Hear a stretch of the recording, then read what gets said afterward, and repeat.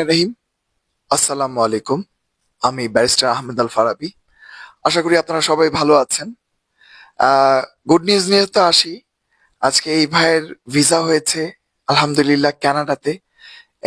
উনি আমাদের এই এই এরিয়ারই, উনি বনানীতে থাকেন এবং খুব রিকোয়েস্ট করেন যে ভাই আমি তো আপনাদের এরিয়াতেই থাকি, আপনাদের কাছাকাছি থাকি। তো এটা চ্যালেঞ্জ হিসেবে নিয়েছিলাম। এর আগে ওনার একবার ভিসা রিফিউজও হয়েছিল এবং উনিও এই কাজগুলোর সাথে জড়িত, ভিসার রিলেটেড কাজগুলোতে সাথে জড়িত। উনিও কাজ করছেন, আমার সাথে মিলিয়েও কাজ করছেন। তো অনেক ক্ষেত্রে তো দেখা যাচ্ছে যে উনিও খুব ইন্টারেস্টেড এই ইয়েটাতে এবং উনি খুব কনফিডেন্সের সাথে আমাদের কাছে আসেন এবং আলহামদুলিল্লাহ ভিসাটা হয়ে গেছে। আমি ভিসাটা দেখাচ্ছি আপনাদেরকে। একটু নাম্বারটা আমি রেখে দিব শুধুমাত্র হাসান সাহেবের, ওকে? যেহেতু এটা আপনার পার্সোনাল বিষয়, ওকে? এটা দেখা ভিসাটা।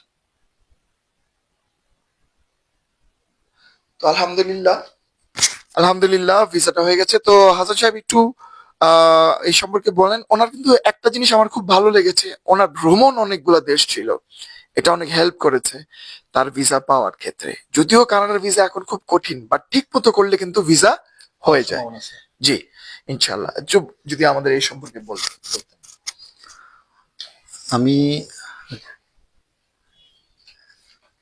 আমার কানাডা 2023 সালে রিফিউজ হয়েছিলাম।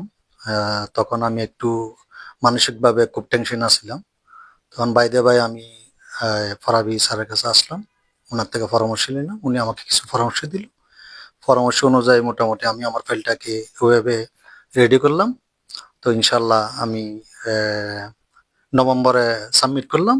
এই এখন বই হাতে পেলাম ইনশাল্লাহ।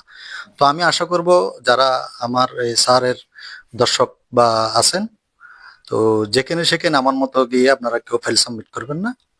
ভালো জায়গায় যাবেন, আশা করি ভালো একটা রেজাল্ট পাবেন। তো আমি আপনাদের কাছে আশা রাখি।